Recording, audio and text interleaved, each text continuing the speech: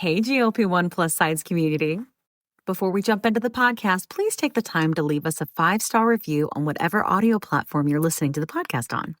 Share your story and how the podcast has helped you. This will help us get referred up in the audio platform so that we can reach more people that need our help, our support, and guidance from our doctors. Help us get loud and change things. Are you interested in understanding GLP-1 medications like Ozempic, wegovy, or Mounjaro? Then join us on the Plus Sides, Cracking the Obesity Code, the groundbreaking podcast helping people change their lives one episode at a time. The Plus Sides podcast is a disruptor. We're breaking down barriers, smashing stereotypes, and sharing inspiring stories that'll leave you feeling informed and empowered. Join us every week to learn from doctors who are specialists around GLP-1 medications like Ozempic, wegovy, and Mounjaro. They'll provide you with science and facts to validate these incredible stories. But that's not all. We'll also bring you the voices of the GLP-1 Mounjaro TikTok community, real people who face the challenges of obesity-related diseases and disorders and discovered the incredible plus sides of GLP-1 medications. Our episodes are filled with heartwarming stories, laughter, and moments of triumph. You'll connect with our amazing community members who are reclaiming their health and experiencing their fullest lives. Are you ready to embark on a journey of discovery and empowerment? Tune in to the Plus Sides, Cracking the Obesity Code, and together we'll change the narrative around obesity and end the stigma. Subscribe now on YouTube or your favorite podcast platform and join our incredible community. Let's celebrate the plus sides of life together because every story deserves to be heard. Every life deserves to shine, and everyone deserves access to expert knowledge and medication. The Plus Sides Podcast. You're not alone. It's not your fault. Hey everyone, before we dive in, I really want to share something personal with you. About, I want to say like 8 to 10 months ago, after losing 100 pounds on GLP-1s and keeping it off for a long time, I started regaining out of nowhere, and I was terrified. But I also started having hot flashes and bouts of crying and snacky cravings and waking up at 3 a.m. unable to go back to sleep. It turns out I was in perimenopause. So I started hormone replacement therapy, which is also called HRT, through a telehealth called Winona that specializes in this. And it changed everything. And now I'm sleeping better and my hot flashes are all but gone, thank God. And I feel like myself again. And it turns out that you can actually start perimenopause as early as 35. And well, I'm 46 and she's here. HRT has really come a long way and there's just no need to suffer anymore. So if you're like this and you're in the same boat, you can check out buywinona.com and you can use the link in our link tree to save some money. Want the fastest working GLP-1? For half the price, Ro now offers FDA-approved weight loss injections cheaper. With results you can see faster. Lose 15% of your weight with the formula from Eli Lilly that hits not one, but 2 hormones to curb hunger and nausea. Weight loss faster, confidence higher, price cheaper. See if you qualify at ro.co/TV. Welcome to the Plus Sides Podcast. There again. Where have you been? We're happy to have you in. Come I just and saw have you last week. Come to the cell. If you're new here, I'm going to tell you who we are and what we do. If you are not new here, this is your cue to fast forward. I am Kim. This is the Plus Sides Podcast, Cracking the Obesity Code, where we are trying to change things. Ultimately, science has known obesity is a disease for over 10 years now, and society did not get the memo. And there have been tremendous treatments in terms of GLP-1 medications. And Kat and I are GLP-1 evangelists. And we really wanted to change things. And so we started this podcast to interview people and let them share their stories about how these medications have changed their life and what their health was like before so that we can understand and maybe move towards a better and more equitable society. That is the goal. We want you to be able to learn everything that you need to know so you can advocate for your health and also be able to advocate for yourself in society when people start to question this because it has become like center stage, you know? And Absolutely. So that's what we do here. I have had obesity since I was a young girl. I remember my first diet. I was 8 years old.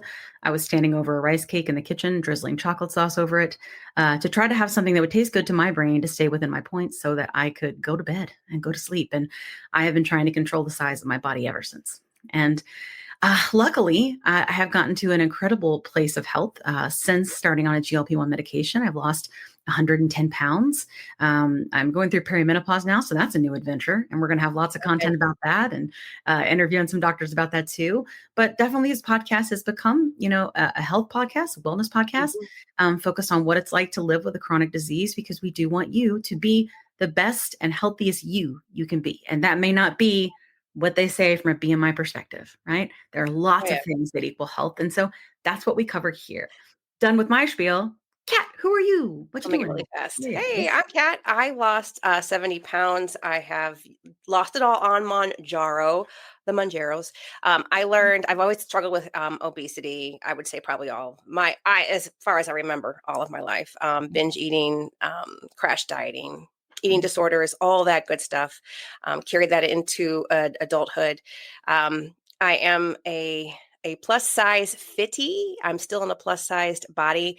I love fitness. I have learned, well, this is before I even had discovered Mounjaro, is no amount of boot camp, running, triathlon. I didn't do a triathlon, but no amount of workouts can chase away that insulin resistance at all. So MJ has been a miracle kind of for me. And going through the perimenopause as well. That was a lot of fun, but I'm currently on HRT to help get that under control. And right now, I'm post a really tough spin class. And so I'm just going to chill. This is like the happiest point of my day is post workout. Cool. Well, don't chill too much. I need your help to host the show. Okay. We have a cool show today. So we have two community guests as opposed to just one. And we have a doctor, and we're going to talk a lot about how you can approach this from a couple different ways when you're trying to manage your health and your health goals, when you struggle with obesity or when you struggle with overweight, because different people kind of come to this journey at different times and different ways. And you do want to do what works good for you, but it's good for you to know the options and kind of a path or a plan, I think. And so we want to make sure we outline that today. And we're going to get started. Okay. All right. Oh, I'm going to invite in our community guests. Here we go. Hi, Billy. Hello. How are y'all doing? Good. Hello, Colleen. Hi. Welcome to the Plus Side Podcast. Thank you. We are so glad to have you. I've literally done that on every episode for 2 years now. welcome. So we're so glad to have you here. This is a safe space. I'm very excited to hear about your journeys and what that's been like, and kind of how you're managing it and the tools that you're using. And feel free, of course, to tell us about, we would love to know how you got here. And I don't mean here like the weight you are now. I mean, tell us about what it was like before, and what it's been like through your life and the health conditions and things that you've had, because many of our people and our listeners will be able to relate with that. Okay. All right. Billy, we're going to start with you and then we'll go to Colleen. Okay. Awesome. Thank you. I appreciate it. Name is Billy. I am down 40 pounds in about 3 months on Zepbound Vials, which is super, super exciting. And I'll kind of talk about my journey a little bit on how I got here. And I'll say, obesity in my family has always been a topic of discussion. And there's a lot of obesity issues in the family. And I would say as a younger person growing up in my teens and early 20s, I could eat what I want, do what I want, no issues, literally could eat or drink anything that I wanted. And I think what happened over the years was I had created such maybe addictions or habits to those types of foods. And as I got older, I started kind of moving on this path to where I was kind of losing control of confidence or my body or my weight. And I'll say it was about 9 months ago, my wife and we just had a new baby. So she'll be 1 in 2 weeks. So now time is super flying. And there were some things that happened over, trying to lay on the floor and play or just that life changes, right? Life changes as far as, not being able to do the things physically that I wanted to do. And over the years, I tried all the different things like joining a gym membership and really working out and seeing a lot of, I'd say, discouraging results or lack of results, which made it super discouraging, right? And I kept kind of going back in my mind, like, I never had this problem before, right? How do I deal with this problem?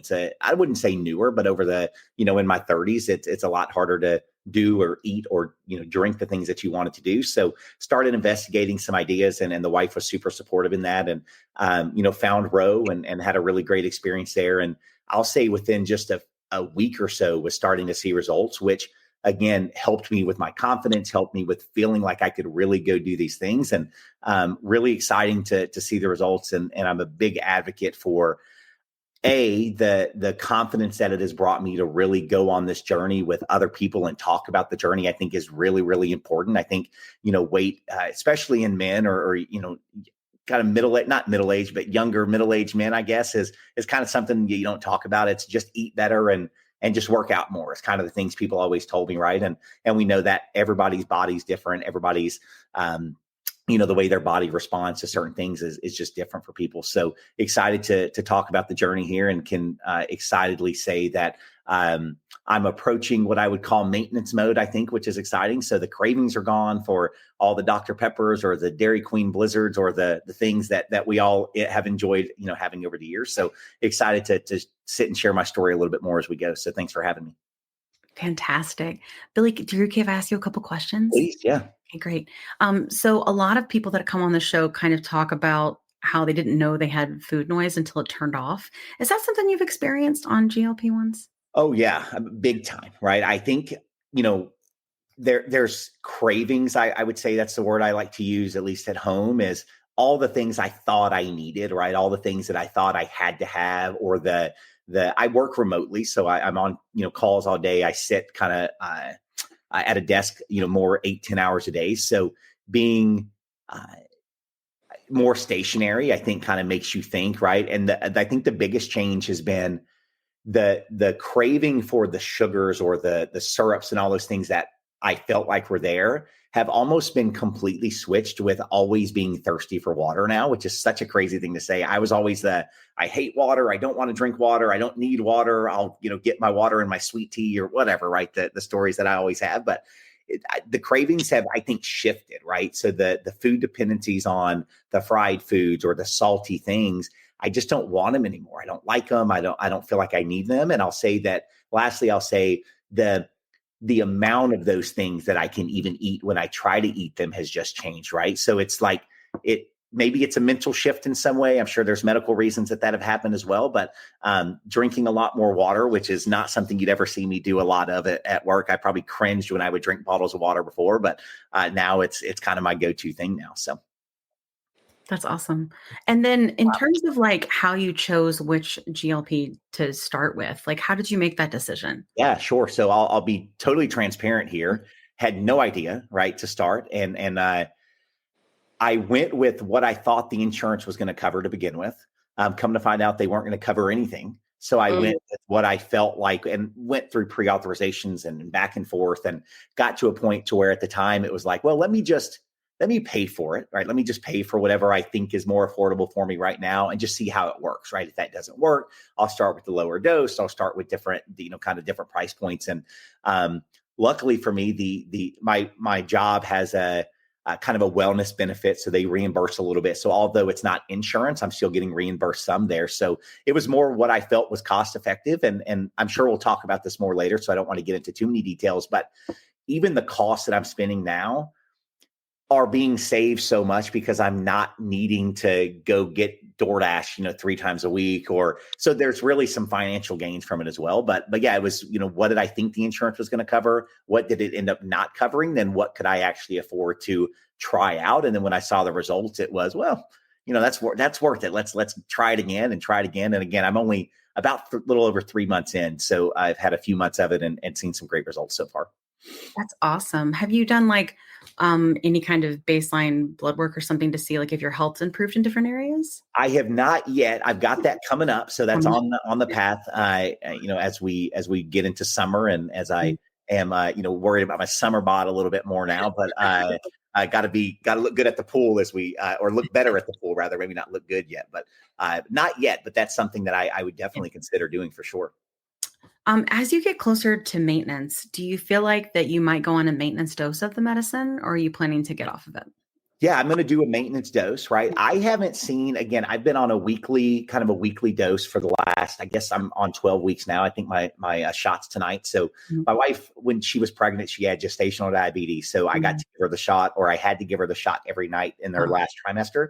So she likes returning the favor, giving me the shots in the evenings on my week. So I think that's her get back at me type thing. So anyways, I think I'll continue a dose, right? I think the way the energy levels that I feel and the I don't want to say fear of what I'd feel like not on it. I don't think that's really what it is, but that is in the back of my mind, right? Like I don't want to backslide in a way that I start, moving out of it. So I'll probably just extend my doses out a little bit further and see how that goes. And then over, a year's time or something, see how that, gets there. I don't want to, we'll see. Yeah. And did you choose to do compound during this time, or did you go with name brand? So I went with Zepbound Vials. So I'm on Zepbound Zepbound. Vials. Yep, on Zepbound now. And that was I would say I didn't know a lot of the difference between them, to be completely honest with you. I did some research, but as you know, reading anything online, there's a lot of options. There's a lot of things people say. And I said, well, let's just see what this one does for me. And if it doesn't work, I'll try something different. But because the results were so good, I figured, don't change it. Let's stick with what I've got for now. Yeah. If it ain't broke, don't fix it. Exactly. That's awesome. Thank you. Well, we're going to invite Colleen to the stage. Bear with me. Hi, Colleen. Hi. Hi. On the stage. We want to give you the space to tell us more about your story, and then we'll go from there. Okay, sure. So my story is probably a little bit different. I grew up athletic, running track, doing gymnastics, riding horses. I ran everywhere. And weight was never an issue for me. I mean, all the way through my first pregnancy, I lost all that baby weight. Then, come to mature adulthood and, second pregnancy, twin pregnancy that was high risk, that I did IVF. So I think that might have had something to do with it, but all of a sudden metabolism completely gone. Also was diagnosed with a thyroid issue. So I have an autoimmune issue that causes thyroid issues. And after that, the weight just kept coming on and coming on and coming on. And like I said, I worked out. I watched what I ate. I was doing, 12 to 1500 calories a day and still gaining the weight. So, fast forward, menopause, all that fun stuff. Nothing was working. I couldn't get anything to work. So I started doing the research, read about GLP-1s, researched, talked to my doctor about it. The doctor, unfortunately, my GP, not so helpful. So kind of, knowing from my IVF journey that, you really sometimes have to take your health into your own hands, and not always rely on what certain people are telling you. So again, did all the research, landed on GLP-1s, thought, okay, I'm going to try this. But again, my doctor wasn't very helpful. So I found Ro. Actually. And funny enough, because I researched several different telemed companies to get access to this med, and already had a previous relationship with Ro, because funny enough, I did Latisse for a period of, a vain period of time, through Ro, and reached out to them, signed up. The process so easy, got on a call with a doctor, talked about my options. I really wanted to do Zepbound wasn't available yet, so they gave me a prescription. I had a prescription for Wegovy, but at the height, I think that was June of 23, at the height of, there wasn't any.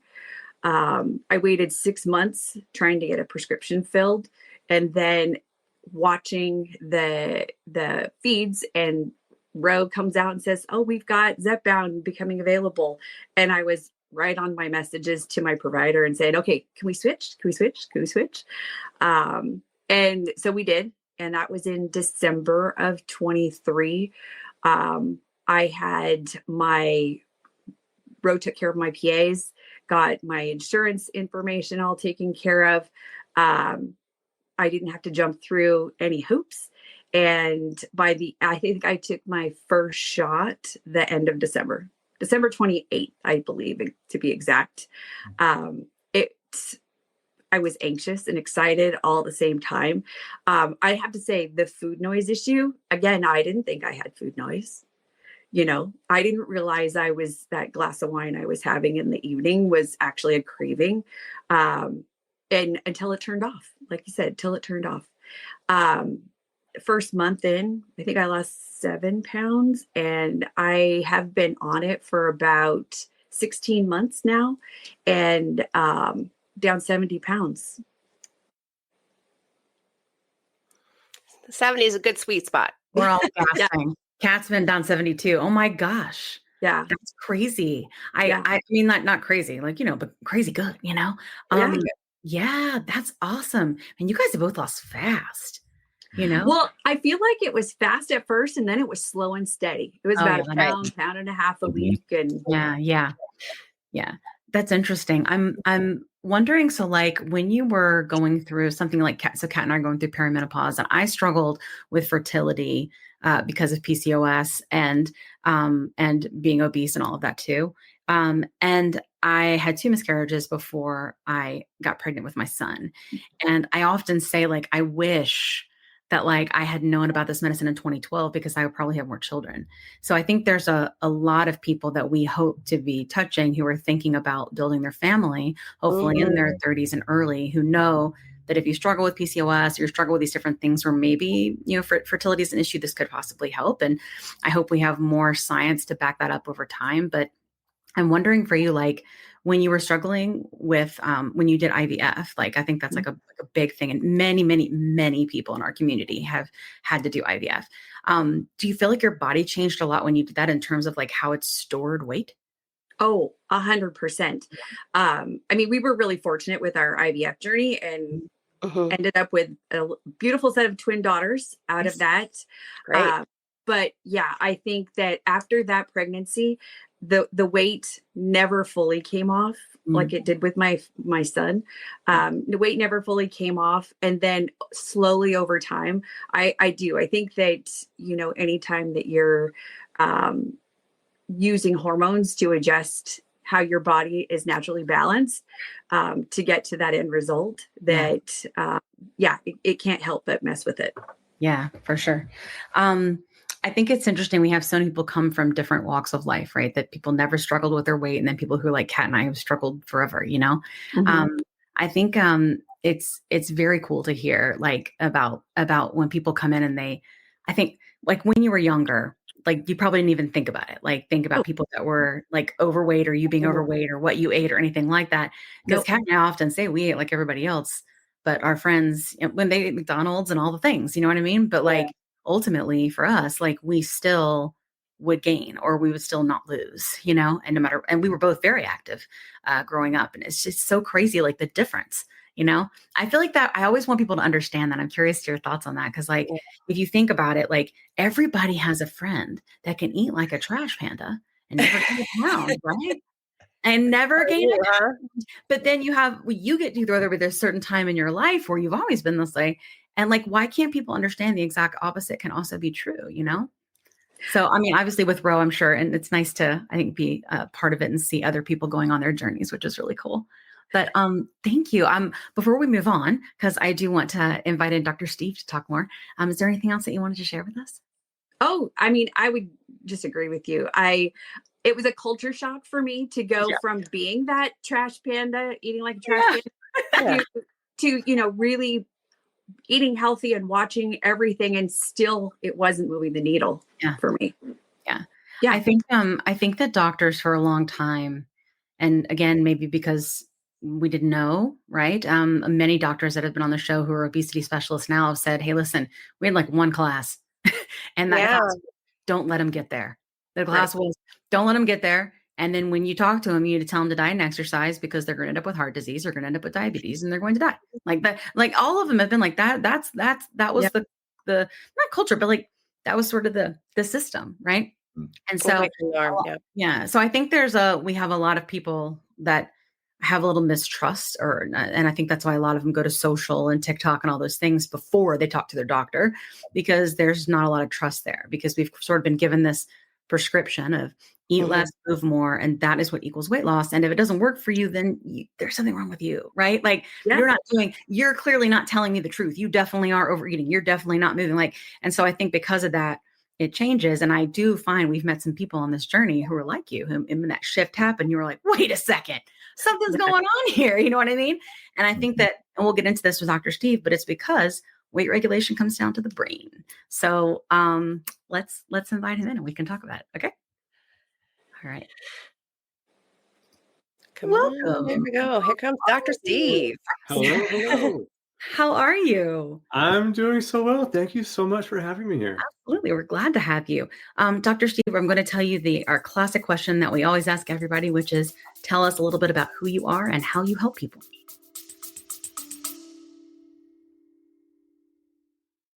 Quick pause here. I've had moments on my GLP-1 journey where insurance changes or rising costs force me to look for a new provider. And honestly, that process can feel very overwhelming. But that's why the Plus Sides podcast is partnered with GLP Winner to give our subscribers a resource to help them make that decision easier. GLP Winner is a comparison platform that lets you explore telehealth providers in all 50 states, whether you're looking for brand name medications or compounded options. You can see pricing up front, read reviews, and get a clear picture of which provider might align best with your needs. Check it out today at glpwinner.com/plus-sides. That's glpwinner.com/plus-sides. Don't forget the Z. Let me tell you a quick story. I was telling Kat how I was regaining weight after my 100-pound loss using GLP-1 medications, and I was having snacky cravings and waking up at 3 a.m., and I had hot flashes, and I was worried. But Kat was like, listen, I went through this last year. It's perimenopause, and I started HRT, and she used this company called Winona. So I started going there to see if this was something that was going with me. Turns out it was, because I'm 46, and it's been amazing. It's taken a while to find the right dose, but once I did, it's just been huge. I've been sleeping. I feel more myself again, and the hot flashes are gone, which is really bad. So I will tell you, it's just been so big for me. And so I wanted to partner with them on the podcast because obviously many of our listeners are going through this same age range and definitely are having these issues. And there's just no need for you to suffer. So if you go to the link that's in our link tree, you can click on that and save money. If you go there and you meet all the criteria, and this might be something for you to try. So I just want to make sure you had this great resource because it's just been such a big difference for me and Kat. Again, you can go to the link in our link tree and get what you need.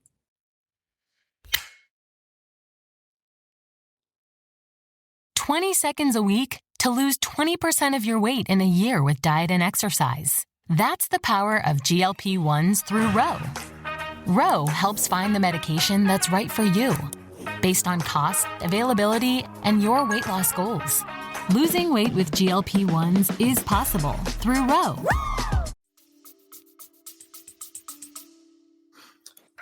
So I'm Steve Silvestro. I am in charge of patient and public-facing education at Ro. Cool. So I create all the material that we hope helps patients better understand their medications and their treatment so they can get the most out of their treatment journey. Yeah, that's awesome. Yeah. And so when it comes to how you provide, so you do education and stuff. So do you help Ro with sort of like what their therapy should look like for people in that way? Do you guide them in that way? So there are a handful of us on a clinical team, and we all really work together. Cool. So I do contribute to some of how the clinical pathway is designed, but primarily from a patient lens. Nice. So my real focus is it's communication, it's understanding, it's helping to ease the patient experience. So for example, if we are trying out, if we're hoping to launch a new medication. So for example, I know that we've talked about Zepbound Vials. I might be the person that gets the demo. And then I have to walk through, and I'm the person who then makes the instruction video to help guide patients Okay. through drawing up the medication from that vial, so that we try to make it as easy and non-scary as possible. Because for many people, Billy's wife aside, this is their first time dealing with injections. And so we try to make it so that it's comfortable and really easy. And that really is my role. So I try to think about all the different angles of what it's going to be like to be treated on the Ro platform. So sort of like the patient experience or the user experience, but for like a patient, like exactly. Which makes sense because I think, and I'm wondering, like, so my background is in product marketing. So we a lot of times think of different personas. And at the end of the day, you could say that a patient is someone that wants to lose weight, but ultimately people have different reasons for wanting to lose weight and how they got to the weight that they're at. Right. So a perfect example, right, is Billy and Colleen, 2 different paths. So when you're, I assume, like figuring out what that content needs to look like and making sure that that's a good experience. Are you considering like the different ways that people, like someone like a Kat and I, right, who struggled with our whole life, Billy, who just struggled a little bit later, Colleen, who struggled much later after pregnancy. Do you think about that in the type of information you put out? Yeah, absolutely. Yeah. So, and this is where I'm really blessed to work with a great team of people.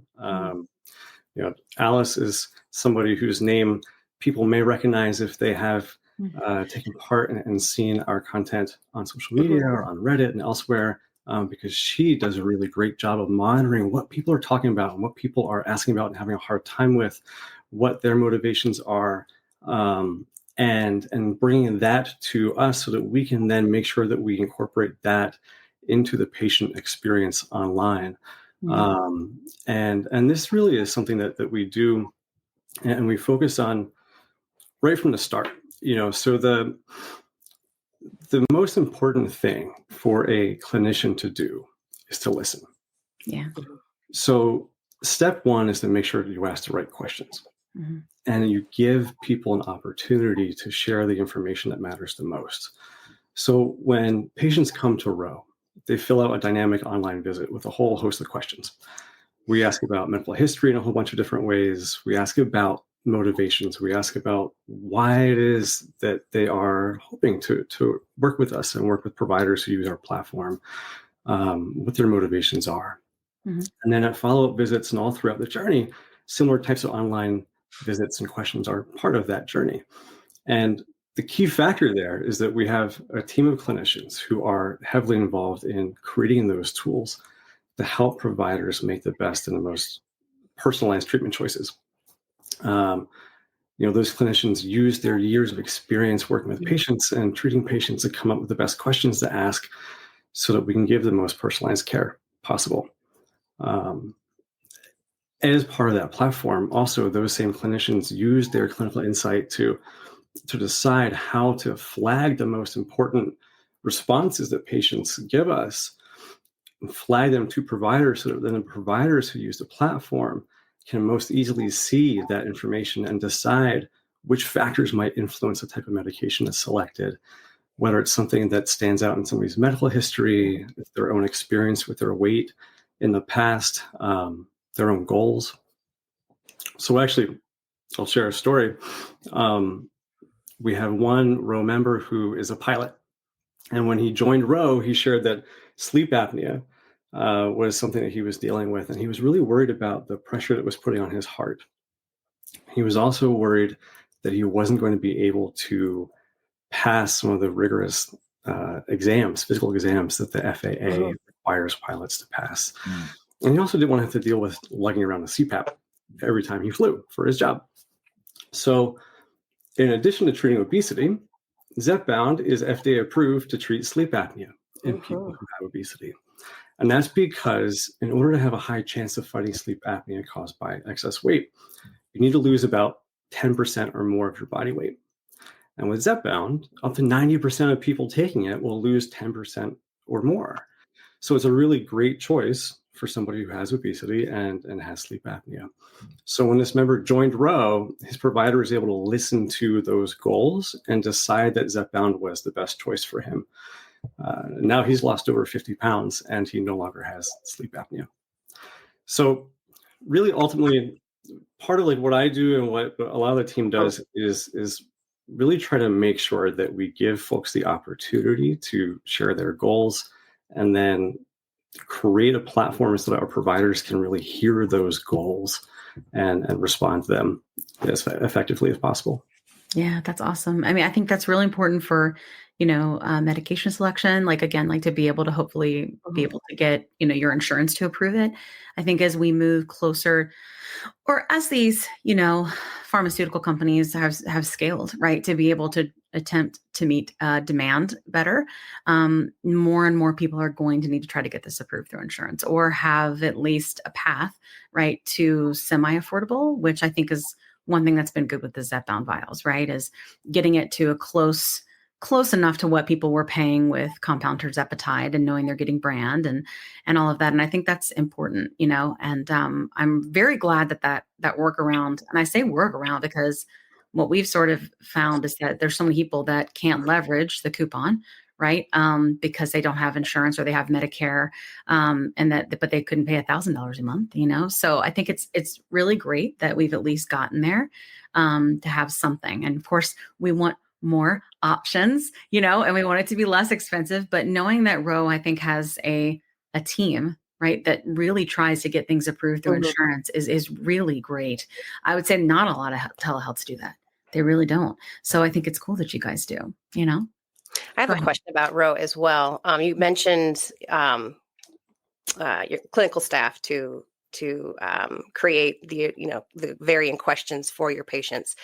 It just popped in my head. I'm thinking, does Ro utilize, like, say, clinicians that have like varying levels of practice here and there, like specialists, whatnot, not just like, say, obesity, but maybe endocrinologists and things of that nature?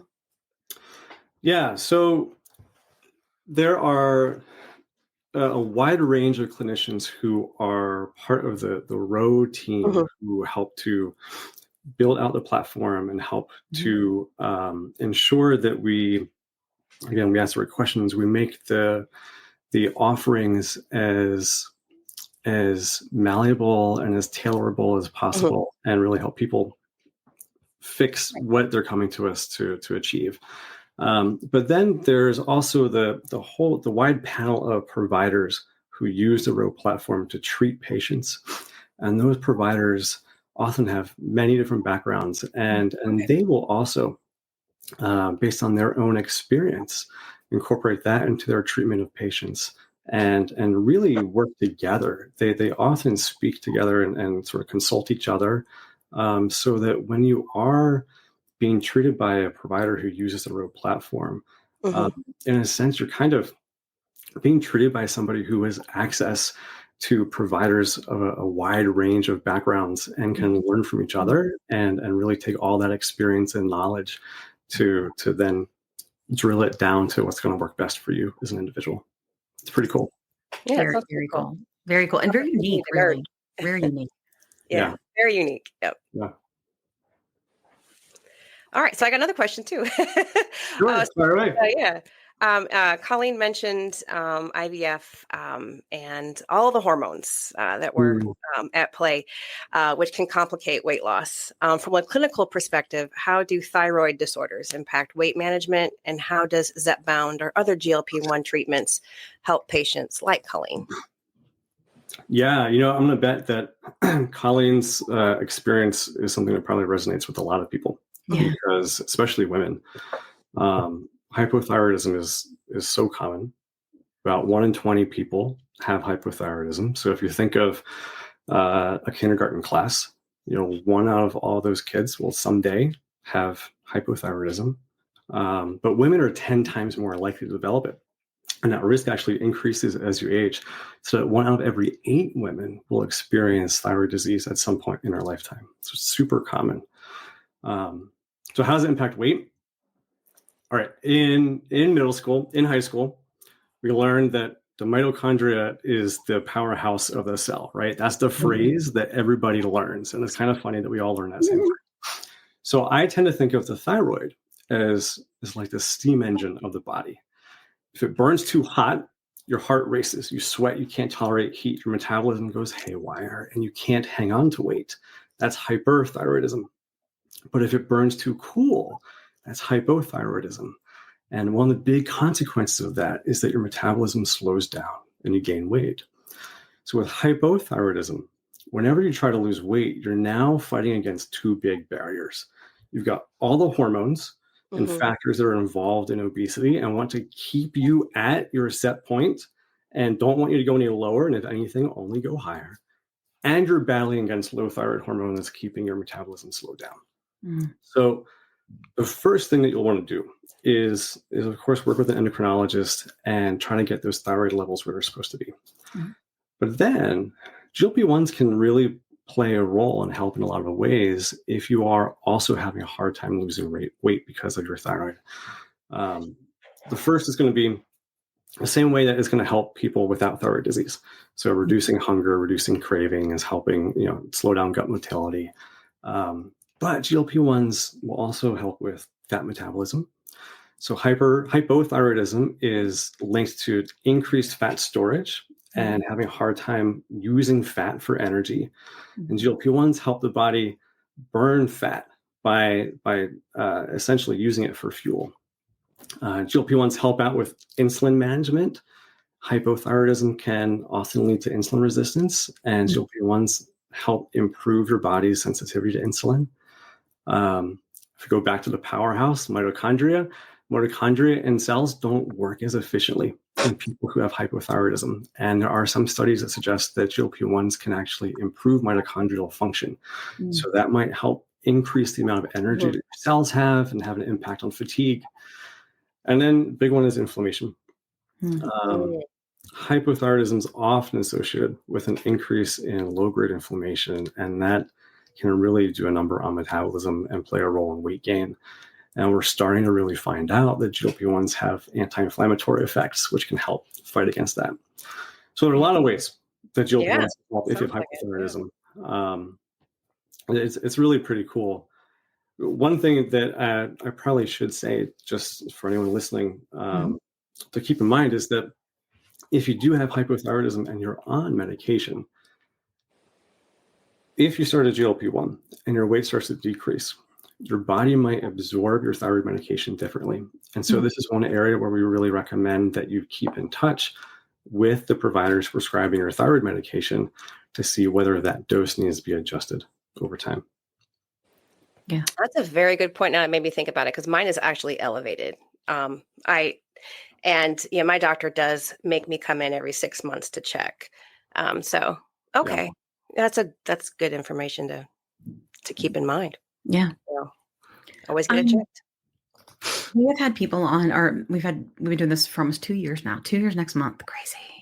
And we have doctors, experts in this area every week, and one thing I'll tell you that all of them say is something that you just touched on, which is that basically most people that have had obesity for a long time have insulin resistance, and these medications work when you have insulin resistance, right? And then I think that there's a lot of sort of misinformation out there around GLP-1s, and that they just help you eat less. And I think that if it was just about that, why would we take the most expensive medication there is at the most scarcity that has the most bias and hate and cruelty around it, if it was just about eating less? Because we have plenty of medications, right, that we have used to treat weight in the past. Maybe you can have us understand a little bit, and you've gone into it some, but what are some other ones that were kind of main? I mean, I'm off the top of my head because I've done all of them. I'm thinking phentermine. Like, how is that different from like what a GLP-1 can help with? Yeah, so you're right. I mean, I think that if it was all just about eating less, we've done that before. Yes, we've had those medications. They haven't produced the same type of results, the life-changing results that we're seeing with GLP-1. Yeah. And we're continually learning more about the way that GLP-1s actually have the impact that they do when it comes to obesity and overweight. So when, first off, when you mentioned insulin resistance, GLP-1s were originally approved to treat diabetes. I mean, people think about them as a new medication. They've been around for 30 years. It's just that they've only in the last several years been approved for weight management.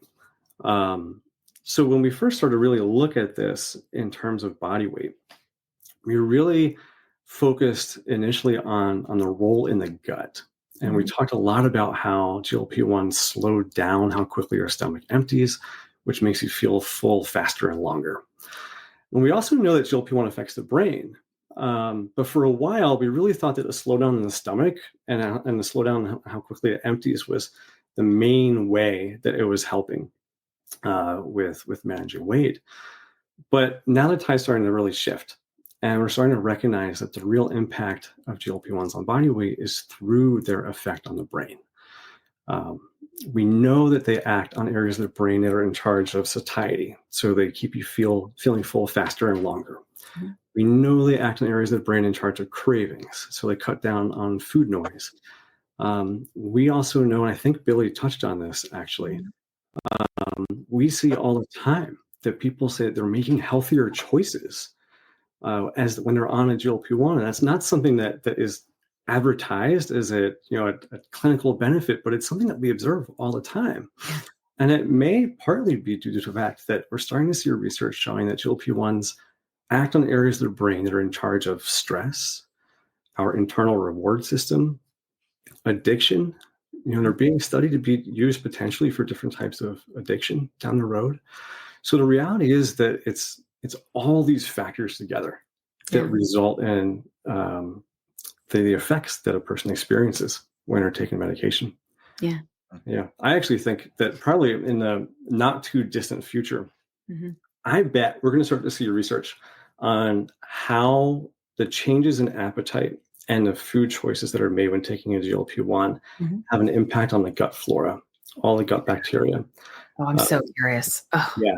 I'm such a nerd for this stuff. Clearly, I am too. I wonder because when I tell people, like, don't get me wrong, I like a meatball sandwich and I will eat some garbage every now and then. It's just, I eat it every now and then. I eat a little bit of it. Right. And that's what people have been saying to me forever. My whole life, why can't you just do everything in moderation? And I'm like, because my body will not allow for it. Right. I tell Kat all the time, my favorite thing is like either salmon or a steak and Brussels sprouts. I would rather have that than anything else, and I do have times of stress and I still have a cycle and this regulated my cycle. That's a whole other thing. Right. And all of that, I still have those moments, but ultimately they're usually few and far between and they kind of cycle out. And then I want my Brussels sprouts again. And there's Brussels sprouts also help raise your GLP-1. But I think that it's interesting that we don't think about this in the ways that it's of health, right? All of the sort of messaging is about like, let's lose weight, right? And I think that that's because when you go to the doctor, they say to you, you got to lose weight. Like I'm telling you, I had an experience. I've had several experiences with doctors where a woman, I was in my 20s and the woman walks in the door. I had never met her before. She was a new doctor. And she said to me, your weight's a concern. And first of all, I'm like 20. So stop. And of course it's a concern, but like, could you say hello? And I think that a lot has shifted around this. And I think that there are these underlying pieces and these underlying dysfunctions. And it does seem like GLP-1s really do address more problems at the core. And you hear that a lot, right? I can't imagine you don't hear this, Dr. Steve, like people being like, you're not addressing the actual problem. It's just a quick fix. Like, what do you say to that? Look, there are a lot of things that are contributing that are bigger problems to tackle, right? I mean, food supply and the types of things that we put into our food. I mean, MSG, if you haven't noticed, MSG has made a comeback in the last 15 years or so. Yeah. The entire job of MSG in food is to make you crave more of it. And so I think that's one thing to. Is that why you eat Chinese food and like in 2 hours you're hungry again? Who knows? But, no, so the real thing is that ultimately we've finally started to shift the conversation, and you with your podcast have actually have played a big role in this.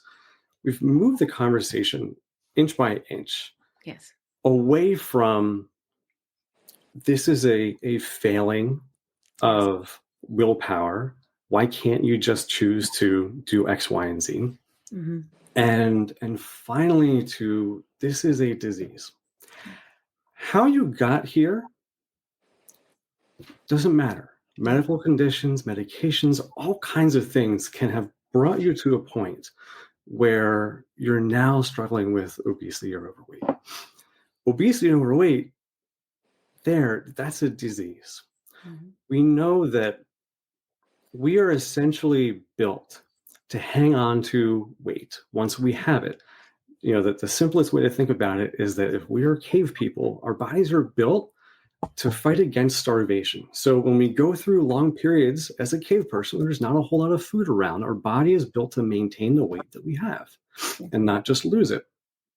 But we're not built for the modern era where we don't have those long periods of starvation for the majority of us. Mm-hmm. And so we have these hormones built in to essentially prevent us from maintaining any weight loss that we achieve.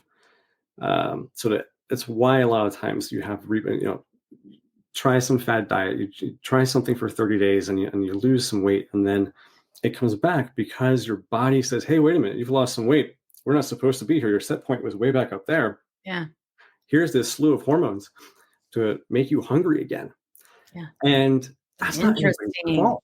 That's not your fault. Intercholine. What do you feel that, Colleen? Did you feel that way? Oh, like yeah. What Steve was talking about? Yeah. Yeah. 100%. Right?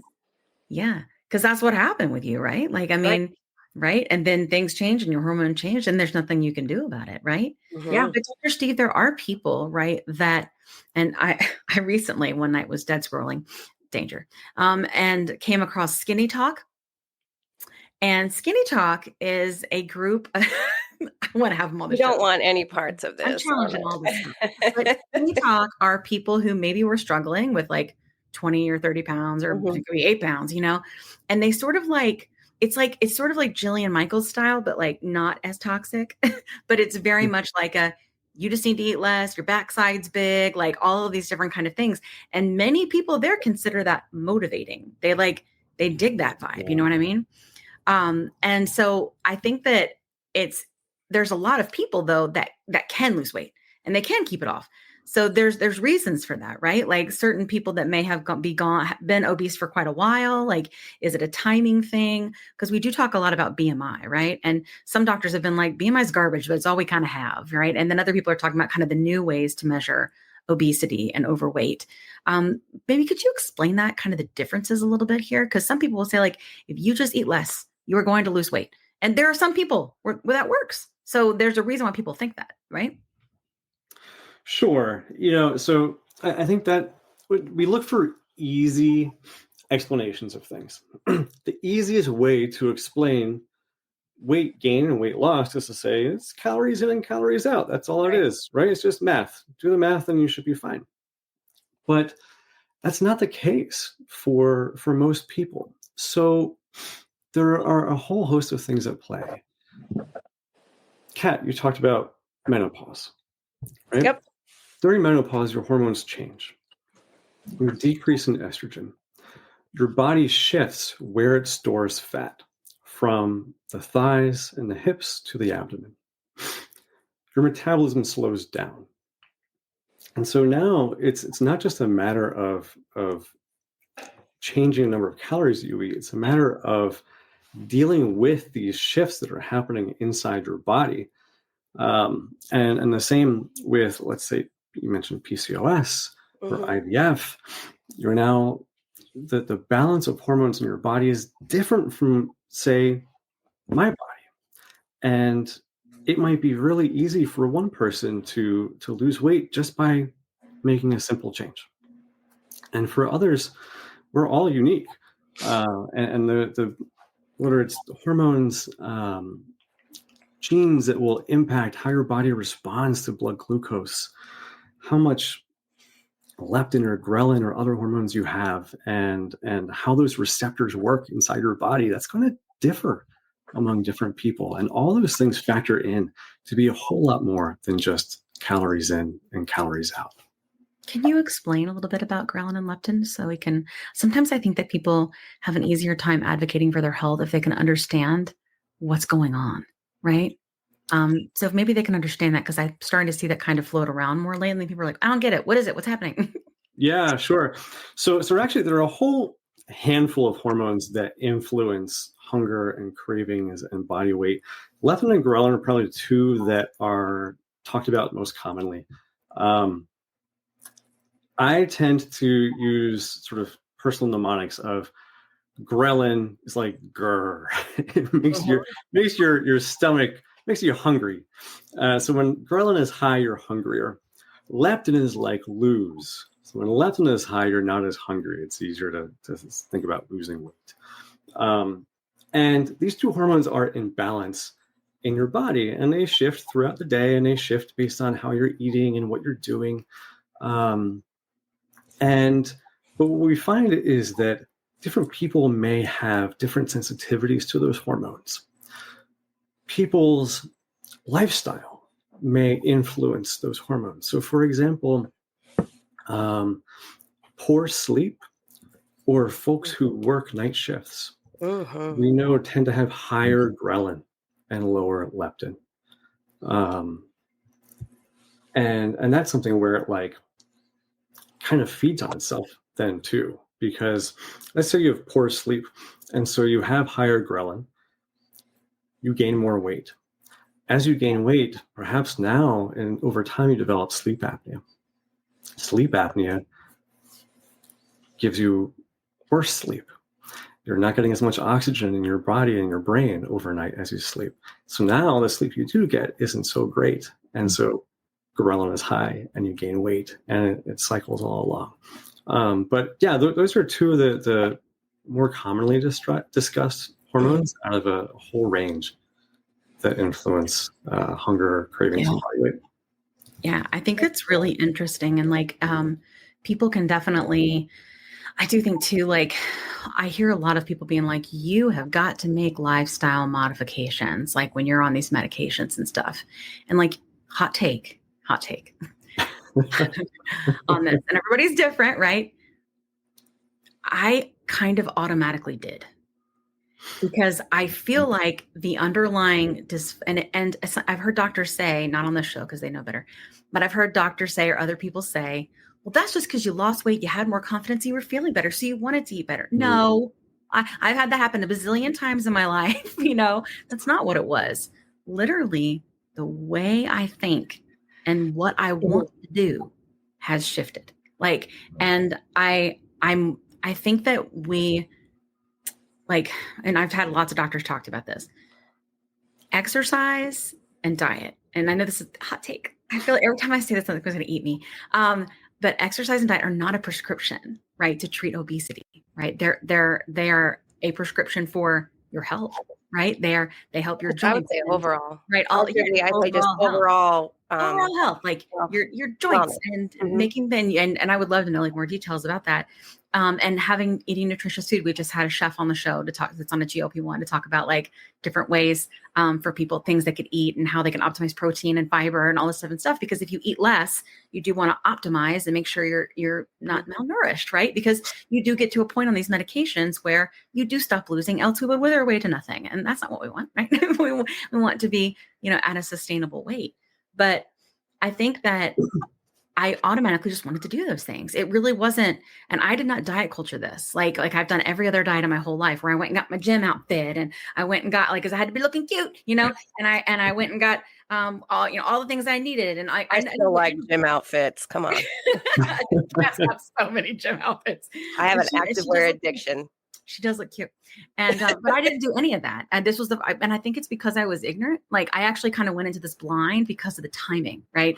This wasn't all blown up on social and stuff yet. This was in summer 2022. This was like when the coupon was out, dun, dun, dun, and you could get it for $25, right? And we all just kind of started talking about it. And I remember that we were all kind of diet culturing it on TikTok. And the ones who were creating then, we were doing shot day videos and weigh-in day videos. And it was all about like accountability. And it was just very, very toxic. And I just think that it's because it's what we know, right? Like that's what we know is the whole like accountability and hashtag skinny talk. Like that's the kind of stuff that we knew and we understood is that's how you lose weight effectively.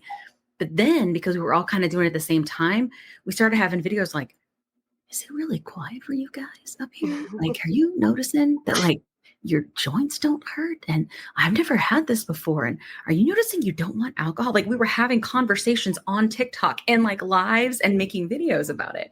So it's like, it's just shifted and become so different. So I feel like the whole idea of your best like self in the healthiest way that you can be, definitely nutrition and movement. Like I won't even call it diet and exercise anymore because it drives me crazy. And I don't even call it lifestyle changes because I do think that most people were sick and you treat the sickness and that kind of all those things follow. At least that's what I've seen in our community and people that have been on the show. And what you've seen, like working at Roe and the changes in patients, does it seem similar to that? Yeah, for sure. So I'm going to ask each of you the same question. Yeah. Did you experience food noise prior to GLP-1s? I didn't know. I still have it. I still have it. I feel like we talk about this a lot on the show. I still feel like it hasn't completely quieted it for me, but it gives me a good wall. So I definitely am consuming less. I'm still craving a glass of wine here and there, but it's definitely a lot less. Yeah. But I was going to Overeaters Anonymous before this because I didn't know what to do. But yeah, so I still kind of have it a little bit. So I think there's a difference between food noise and hunger, and I've been learning the difference. And that's been weird, but I've been doing it 2.5 years now. Right. So once I kind of hit, like I would say like a year to a year and a half in, then I was like, oh, I'm hearing food noise again. And I was in straight panic, you know what I mean? And then I was like, wait a minute, I think maybe I'm just hungry. And then I sort of had to learn that was a different way that maybe my body was working like it should. Right. And then it was like, all right, how do we eat, right? And how do we think about this? And I think the whole idea of mindful eating and eating with intention sort of was a big journey. Like learning all of this is important. And that is why having a community and a good partner and a good clinician, and a good program and all of these things, they matter because people don't know that. They think it's like, let me go take Metabolife. Let me go take Phenermine and I'm just going to go off on my own and eat less, lose weight. You know what I mean? And it's just not like that. It's a treatment for a disease, I'm wondering too, like Kat and I were talking a lot about sort of maintenance and Billy's mentioning kind of going into maintenance too, right? And I think there's some people that have the idea of goal weights, right? When they're on this journey. I actually never set one. And I think it's because I never thought it was possible, to be honest. And I still now am in an obese BMI. I'm still in a big body, but I was like a size, I think about it more size wise. I was in a 26, 28 and very sick and inflamed and hurting all the time, so much pain. And now I'm a 14, and then Kat, very similar, right? Is the same sort of way, but we still have sort of landed in a maintenance in a big body, no matter what we do in terms of changing how we move or how we eat, it doesn't seem to go much further. And I'm wondering, like, you have these like different patients coming at you from different weights. When they sort of get to this level where it's like, have you lost enough? Do we do combined treatments? Like, do you need to go have surgery now? Like, I feel like that question is starting to come up more and more. And I'm curious, like from a clinical perspective, how you feel about that. And then maybe if you have information about conversations Roe's having about that, because you guys, I feel like, are very innovative and you're always trying to like continue to mold like what you provide to people based on what they need. So I'm curious if you could give us two perspectives, that would be fantastic. Yeah, sure.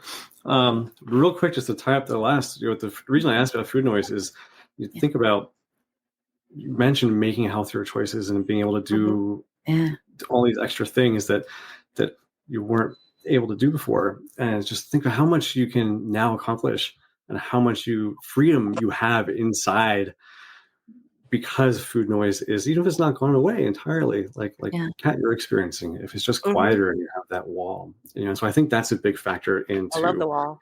why it's often easier. Patients often report that it's easier to make healthier choices. So yeah, we have conversations all the time about goal weights and maintenance. And we do ask patients what their goal weight may be, but we don't make it a requirement. That's nice.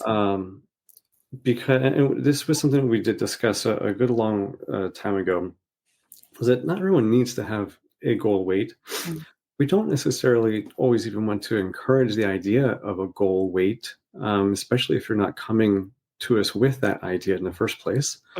And ultimately, the idea of a weight is what we've been trying to say through this whole mission all this time, is that the number on a scale isn't the whole picture.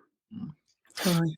And so setting a goal that is a number on the scale can be a useful part of the treatment. It, for a number of reasons, whether it's something that is motivating to somebody, if that's your motivation, and we're talking about the other things that are benefits there, that's okay. But as you say, like, finding sort of maintenance and settling in at a BMI that somebody might say is, well, this shouldn't be your BMI. Well, that's where really the conversations about weight, I don't see many of the different opinions about how you talk about weight as having to be totally separate camps. So I can see that you can be healthy at any body weight. You can be. Carrying excess weight can increase the chances of developing health conditions. Okay? So you can have both of those conversations. So it's not saying you have overweight or obesity and that's bad in some way and we have to fix that because I'm looking at these numbers, or I'm saying you can be healthy anyway. It's both together. And so when you're working with, again, I should qualify. I mean, I work on helping with the education and the material. I don't directly treat patients through the platform, but as a provider is working with somebody and treating them, it's really about finding not just the sort of destination weight, but the place where your health markers are where they should be. You are feeling what you want to feel. Is it confident? What were your goals coming in? Was it, like, I know, Billy, you had said that one of your goals was to prevent diabetes and to increase energy. Are you feeling more energy? How are your H1C and your fasting glucose looking?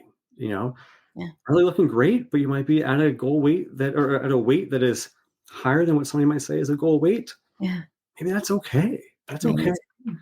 So it's maybe that's okay for now. Like, I think exactly.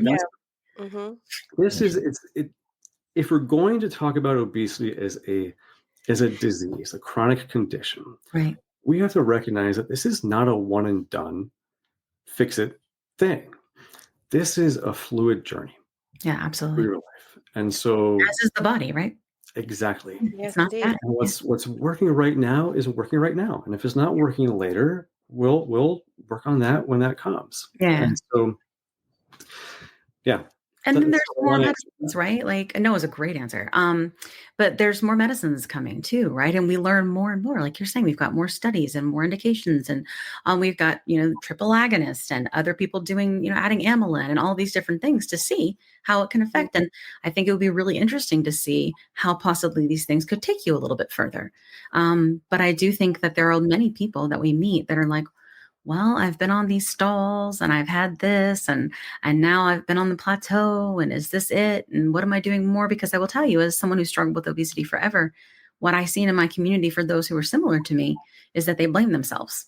They blame themselves and they're like, it's my fault, I can't lose anymore. Right. But ultimately, I think it's sort of, we get to this, the doctors on the show talk about getting to this set point. Right. And that's kind of where you are for now, And I think it's really good, though, that Ro considers that, like, in the way that you treat the patients, because there are many, I'm telling you, I know there are many places that don't. And I think it's great that you guys are always having conversations about that. I really do. Holistic. Yeah, very holistic. Yeah. Because it's about, like you said, like your goals. And I think having Colleen and Billy and then like myself and Kat as different examples of why we get here. I've heard people say before, like, well, it was your fault. Like you ate like crazy and you got there. But I think it's interesting how we're willing to dismiss that away and tell people they're undeserving, right? But at the same time, if someone were to say smoke, right, and get lung cancer, and then they get to the point where, they need to be treated for their cancer. Nobody looks at them and go, nope, sorry, you're a throwaway person because you smoked and you knew better. Right. Yeah. And like, that's because that would be barbaric. Right. And this is very similar. Like, I think like there are lots of reasons. It's very multifactorial why people struggle with obesity or have obesity. And so I think it's cool that like there's a path forward. Like, I think that, and if you're listening, friends, and you're at that stage where you hit these stalls and plateaus, like, I think it's very important to understand that like stalls happen and plateaus will happen, or else something is wrong. You do want to eventually stop, right? Mm-hmm. Yeah, because you don't want to like wither away. I mean, I don't know. Maybe Skinny Talk does. Ha ha, bad joke. Bad joke. But when it comes to stalls and plateaus, and then we can kind of land the plane. A lot of people, get to places where they won't lose, or they'll say, I'm in a stall. How do I break a stall? How do I break a stall? I'm telling you, that's one of the most common things that are searched for, or that we're asked in lives, next to what do I eat?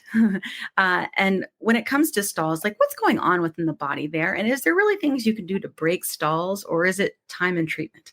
Yeah, it's kind of all the above. And it depends on you as an individual and what your individual treatment is and where you are. And so if you, without the medication, we talked already about the whole like set point idea. As you lose weight, you get to a certain point and your body says, hey, wait a minute, we got to bring you back to where you were because you're not supposed to be down here. With GLP-1s, if you think about it, like for those who are watching on the video as opposed to the podcast, you'll see I have my hand up. All right, let's say we've got these 5 receptors in the brain for GLP-1, and the natural GLP-1 is floating around your body. Maybe you've got enough to cover up this one. And so you have this one little receptor out of the 5 that are helping to combat cravings and make you feel full and help with addiction and everything else that we know GLP-1s do. And then you take the medication. And let's say you're on Semaglutide, wegovy or Ozempic. And let's say wegovy, the highest approved dose is 2.4 milligrams. So now let's say we cover these 2. Okay. Mm-hmm. So now we have 3 out of 5 of these receptors in the brain that are covered. That's going to bring you to a certain place in terms of weight loss, which is why we see the same numbers in all the clinical trials. The average person on 2.4 milligrams of semaglutide is going to lose roughly 15% of their body weight over the course of a year to 68 weeks. Mm-hmm. Okay? It's the same number every time. Last year, there was a trial called Step Up, which looked at higher doses of semaglutide. Guess what? Now you have a higher dose. You're covering, let's say, all 5 of those 5 receptors in your brain. And so with that higher dose, they saw that people are able to reach a plateau that has even more weight loss than the 15% we saw with 2.4. Wow. So part of it is the effect of the medication. The effect of the medication is essentially bringing you to a certain level based on the dose. I'm not recommending that anyone take more than what is approved. No, of course not. Where we know that it's approved. Yeah. But there are also things that you can do without necessarily changing your medication. And this is where, like, through the Row platform, the providers really try to help. So they may notice that you've hit a plateau, and maybe you are on a medication. Let's say you're on semaglutide, but Tirzepatide, like Zepbound, will get you to greater weight loss. And they might reach out and say, are you interested in switching medications because this can get you this different number? Or you have RN coaches who have a wealth of articles and videos that we've made that can help to tap through different areas. So I've listened to a number of episodes, and like Kat, I know that you are big on fitness and like workouts. Your legs and your back are the biggest muscles in your body. As you build those muscles, go back, we know that muscle has a higher metabolic rate than adipose out of fat tissue does. Okay. So as you build more muscle, your metabolism increases. It's easier to lose weight and keep it off. Well, your legs and your back are the largest muscles in the body. And so when you build those muscles in particular, you're more likely to have more muscle growth and also potentially increase your body's levels of growth hormone, which then makes it easier to build muscle in the rest of your body. And so you end up with greater muscle growth, increased metabolism, and a higher likelihood of losing weight and keeping it off. And essentially, potentially breaking through a plateau if it was not something that you were doing prior to that. Right. Yeah. So there are things that can be done to try and like tweak and adjust past a plateau. Yeah. But again, like if you look at clinical trials for whatever medication you might be on, you're going to see that there's a percentage that's pretty similar across all people taking that medication. Yeah.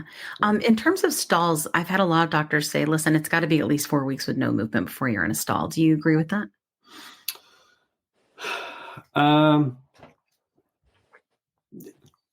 Like no movement on the scale. I didn't mean no movement like you don't move, but you know. Sure. Yeah. I'd say yes, only because it's a good enough time to see, is this a temporary change? I mean, I think the reason I'm kind of hedging on this is that there's more than just like a straight answer on that without necessarily digging into what's happening with that individual person. Yeah. You know, what else has gone on over maybe the previous 4 weeks? Yeah. You know, have there been changes in your sleep, your stress levels, your all kinds of things that could have so many factors, this, as opposed to saying like this is your natural plateau and stuff. Yeah. Does Ro help you like if say like you know that you had increased stress? Are there ways that they suggest like for you to reduce stress, or any kind of education around that in the platform? Yeah, so we have we've got a whole host of articles and videos and things that providers can share and the RN coaches can share with patients when any of these things come up. I, in a former life, used to teach mindfulness and meditation to medical students at Georgetown and also to parents in my practice, because parenting these days has a little bit of stress involved. Yeah. And so we have, like, I've recorded and available for patients mindfulness eating or mindful eating meditations, self-compassion meditations. We know that just because a number on the scale may have changed and the shape of your body may have changed, a lot of the scar tissue from the emotional scars over the years. Yeah. We've got to work through those too. We have a wonderful psychology advisor, Dr. Rachel Goldman, who has made a whole bunch of videos for us. She's great. And they cover a lot of things, stress related, anxiety related, relationship related. You know, personal story, my mom has dealt with challenges with her weight ever since having me and my brother, which is a really common experience for a lot of women. And I love my dad to pieces, but I also watched him for years give my mom a really hard time about her weight. Of course, now he's older and his metabolism's changed and he has obesity himself, which has changed those conversations in that house. Yeah. But Dr. Rachel has videos for us on how do I talk to my partner about about my goals, about taking a GLP-1 if maybe my partner isn't really on board with the idea of GLP-1s and thinks they're cheating. Yeah. How do I hang out with friends who, when my habits have changed and the way that we used to bond before was over food? How do I deal with that? So yes, we have a lot of material that's available when people do feel like stress or just other aspects of life that aren't necessarily thought of when you're just thinking of, I want to lose weight or get medical treatment for weight loss. All those things are still there and they come up. And so we try to help people through those. That's great. I love that, Dr. Steve. I think that the whole idea of treating obesity one size fits all makes no sense. So I think it's cool that you guys are considering all those things. Yeah. Go ahead, Kat. Oh, got a question. You mentioned this in sort of, I'm going to go back. I'm going to go back a few minutes. You mentioned the potentially testing GLP medications for gut flora. And that made me think of what is all the rage right now. Everyone's talking about leaky gut. anti-inflammatory diet, and are those two linked? And could that link to GLP-1 alleviating a leaky gut? And could you just tell me what a leaky gut is? I don't know what it is. Yeah, sure. Sounds terrible. Right? It doesn't sound great, right?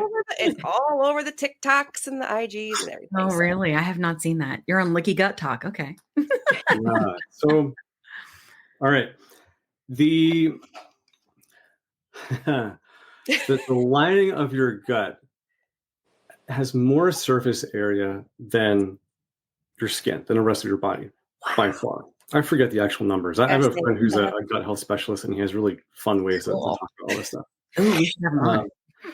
And, to put it out there, from your mouth on out, it's exposed to the outside world.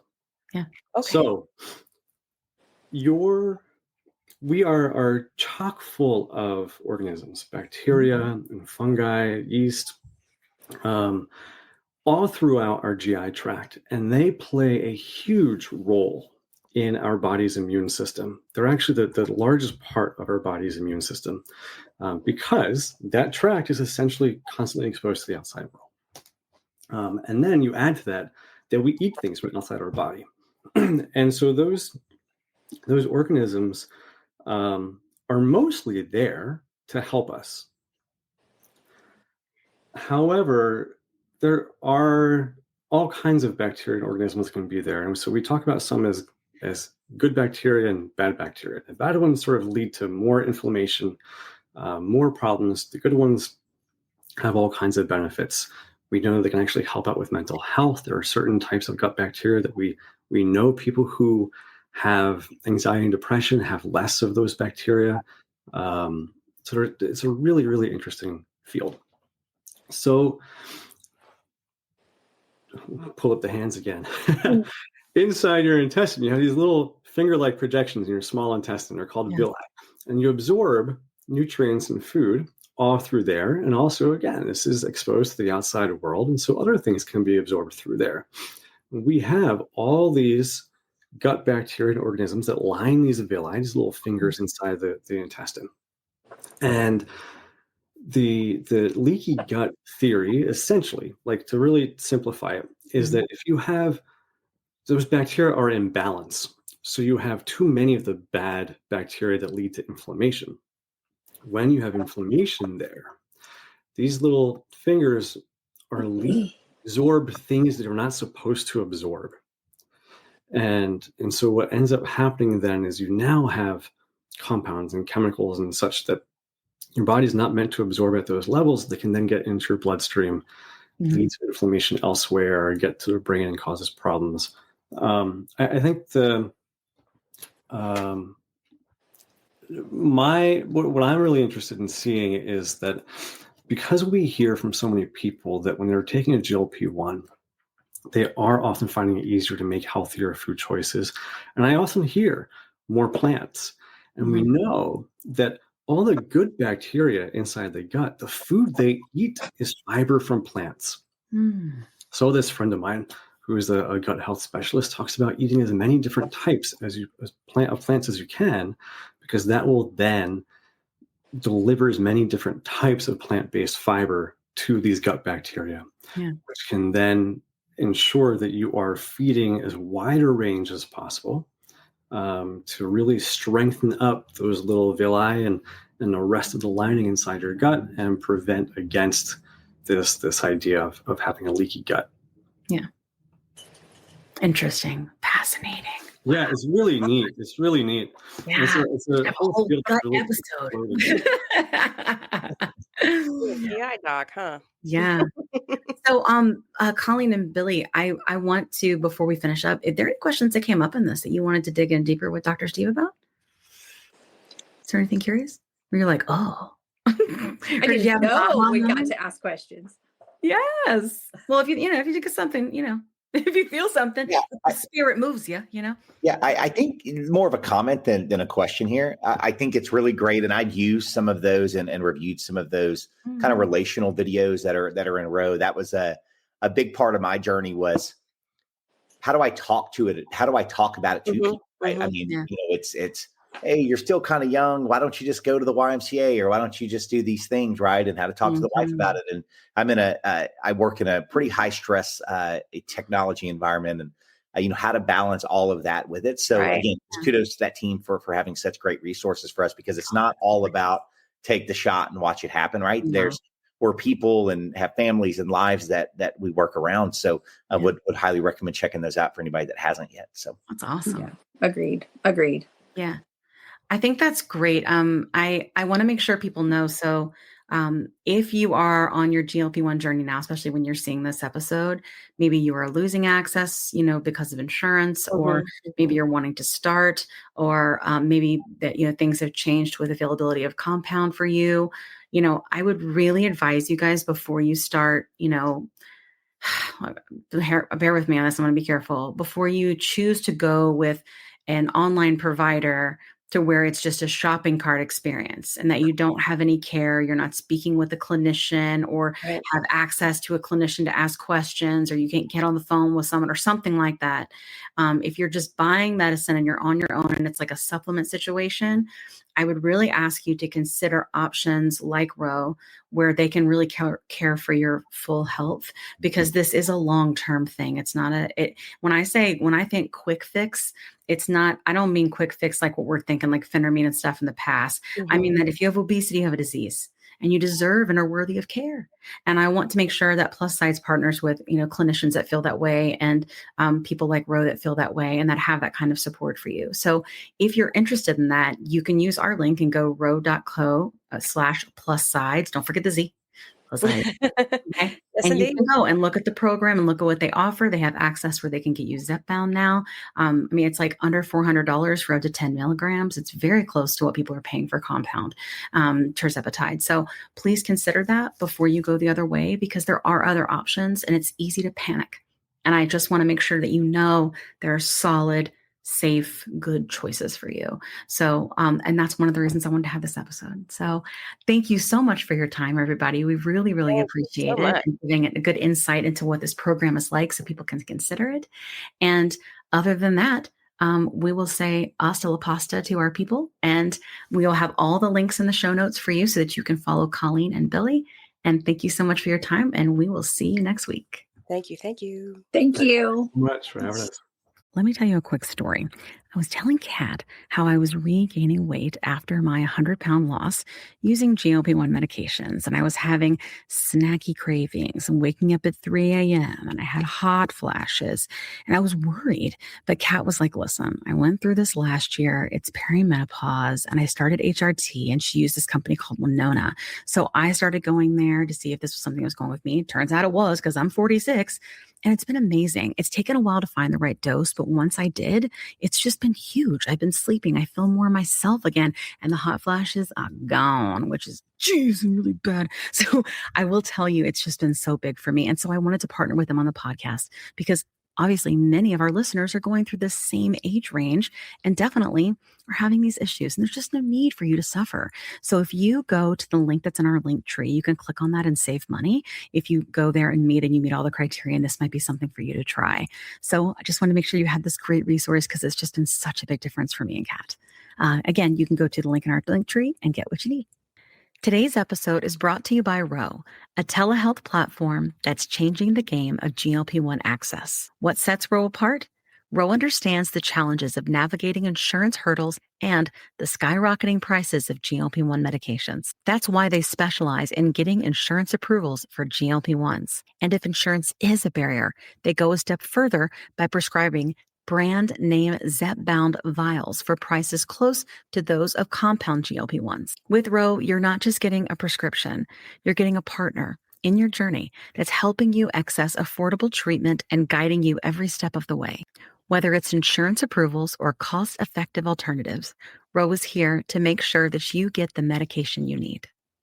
Visit ro.co/plus sides with a Z today to see how they can help you take control of your weight management journey with affordable, accessible care.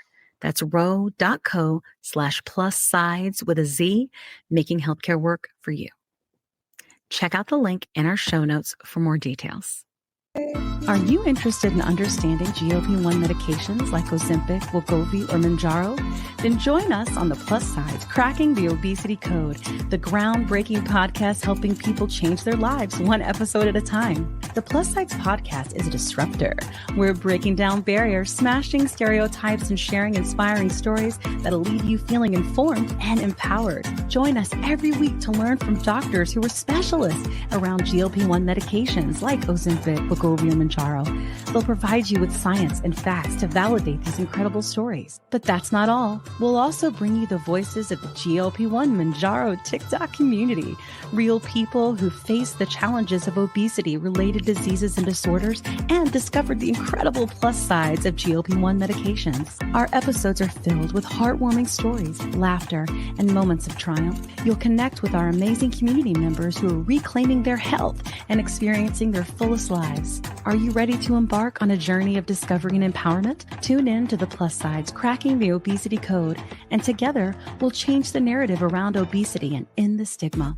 Subscribe now on YouTube or your favorite podcast platform and join our incredible community. Let's celebrate the plus sides of life together, because every story deserves to be heard. Every life deserves to shine, and everyone deserves access to expert knowledge and medication. The Plus Sides Podcast. You're not alone. It's not your fault.